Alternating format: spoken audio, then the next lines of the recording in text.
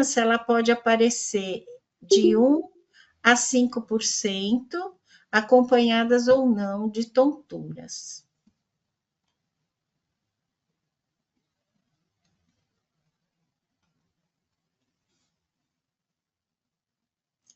Então, vamos ver aqui qual que seria os sintomas da labirintite mais comum, né, que eles chamam labirintite no popular, né, mas seria labirintopatia, na verdade, né, porque o final it é sempre uma inflamação ou infecção, né, mas no popular pegou labirintite, mas o certo seria labirintopatia, tá? Então, vamos lá. Uma dor de cabeça, uma cefaleia tipo tensional, né? Porque a pessoa está muito tensa, muito estressada. Então, como que ela aparece? O tempo de duração é de 30 minutos a 7 dias, enquanto que a enxaqueca varia de 4 a 72 horas. Quanto à dor, sensação de aperto na cabeça. Na enxaqueca é aquela latejante, pulsátil. Qual a região? Na tensional, os dois lados da cabeça podem doer, né? E na enxaqueca é mais característico hemicrânica, que eles chamam, né? Que é de um lado só da cabeça. A intensidade da tensional é fraca ou moderada e da enxaqueca é forte. Agravantes na tensional não há, e na enxaqueca, agravada por atividade física ou esforço, né? Então, está fazendo ginástica e acaba desencadeando a enxaqueca. E também é muito importante na enxaqueca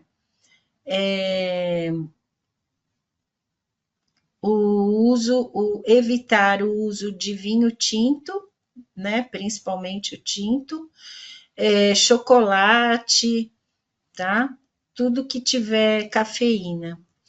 Outros sinais, na tensional não há náuseas, pode haver sensibilidade à luz ou barulho. Na enxaqueca, pode vir acompanhada de vômitos, náuseas, sensibilidade à luz, barulho e odores. Eles chamam também a luz fotofobia e o barulho fonofobia, tá? Gatilhos, na tensional, estresse, ansiedade, tensão muscular. Na enxaqueca, alterações do sono, cafeína, vinho tinto, jejum prolongado, que para eles não é bom, alterações hormonais ou estresse. Então, por exemplo, quem tem enxaqueca, mulher, antes da menstruação, pode ter, cada vez que vai menstruar, crise de enxaqueca, tá?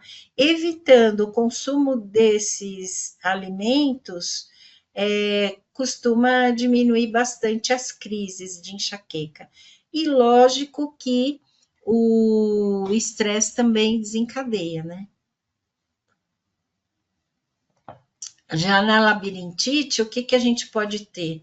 Vertigem, que antes era considerado só a tontura rotatória como vertigem, hoje em dia é qualquer ilusão de movimento.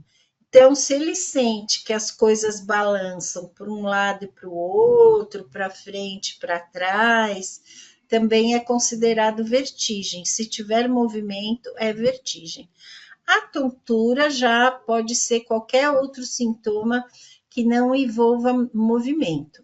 Então, por exemplo, a oscilação, que é parecida, muitas vezes eles falam como se estivesse dentro de um barco, no mar, né, no rio, no mar, flutuação, né? Flutuação a gente observa que muitas vezes está ligada aos órgãos otolíticos, que dão mais sensação de flutuação. Pode ou não ter dor de cabeça junto, enjoo, ansiedade, tensão muscular no rosto, zumbido no ouvido, desequilíbrio. Então, assim, se a paciente ou o paciente estão muito tensos nessa região aqui da cervical, dos ombros, né? O que que acontece? Esse músculo mais tenso pode afetar a irrigação dos vasos para a orelha interna, né? Então, pegaria a cóclea e o sistema vestibular. Daí, o sintoma de que está indo pouco sangue, né? Aporte sanguíneo que a gente fala, para fazer a troca de gás carbônico e oxigênio, que nas células sensoriais é super importante essa troca, né? Inclusive na visão também, a gente precisa, né, de um aporte sanguíneo grande para a visão ficar clara, nítida, né? Então, essa tensão muscular dificulta muitas vezes essa irrigação para a orelha interna. Então, o que, que a gente tem? Na cóclea, o sintoma do zumbido e a vertigem na parte, ou tontura, né, não rotatória, na parte vestibular, tá? Então, muitas vezes, na reabilitação vestibular, a gente tem que primeiro trabalhar o tônus dessa pessoa que pode estar muito rígido, né? Então, relaxar um pouco para depois fazer os exercícios, né? E ela também pode apresentar ansiedade, tá? Por quê? Começa a ficar com medo de uma nova crise, e quanto mais esse medo aumenta, pode chegar ao pânico, a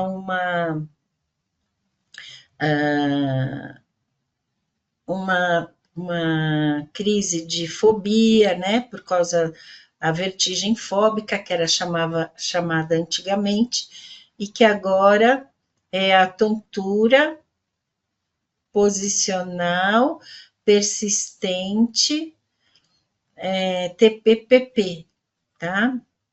Paroxística posicional persistente.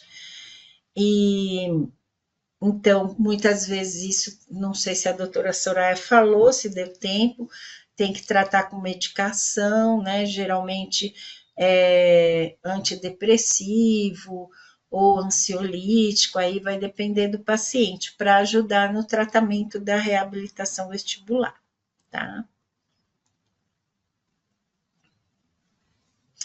Então, na avaliação clínica otoneurológica, o diagnóstico ele tem que ser topográfico, então dizer se a lesão é periférica, é central ou é mista, e também tentar encontrar a causa, porque se não acha a causa, fica difícil tratar, né?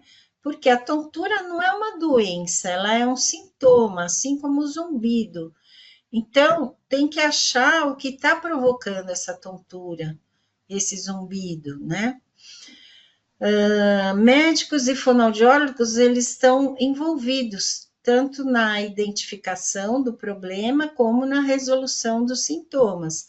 O fonoaudiólogo, o médico mais na área de medicação, orientação e se preciso, cirurgia, né?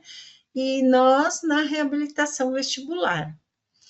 Hoje em dia, os fisioterapeutas também colaboram para essa reabilitação vestibular, alguns já estão se especializando nessa área, né? Então, eles também estão com o direito de atender esses pacientes, desde que eles saibam sobre sistema vestibular, né?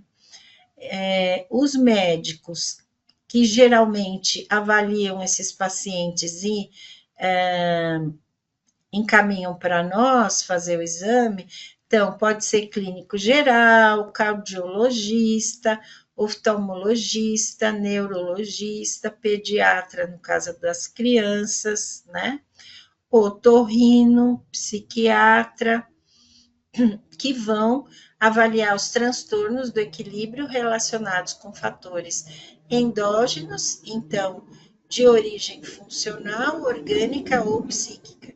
Então, o que ele tem no organismo dele que está provocando esses sintomas, né? Faz parte também da medicina do trabalho, esportiva e aeroespacial. Então, equilíbrio e fatores exógenos.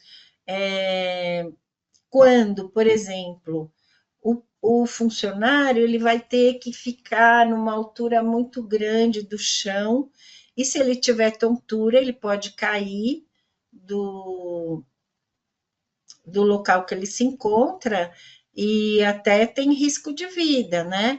Então, tem que fazer os exames para ver se ele é apto a ficar num lugar alto, né? Então, tem como exemplo aqueles funcionários que eu recebia no consultório que eu trabalhei, do MasterChef da Bandeirantes. No último, né? Tem aquelas várias arquibancadinha, né, que eles fazem com três, fica a pessoa mais alta, né? 3 estágios ali, e eles então encaminhavam, né, como iam ser funcionários por um tempo, né, temporários, eles encaminhavam para fazer o exame da veto, para ver se tinha algum problema e se eles estavam aptos a ficar num local mais alto também, né, para não ter problema de tontura. Eles têm que também apresentar aptidão para atividades com mudanças bruscas de aceleração.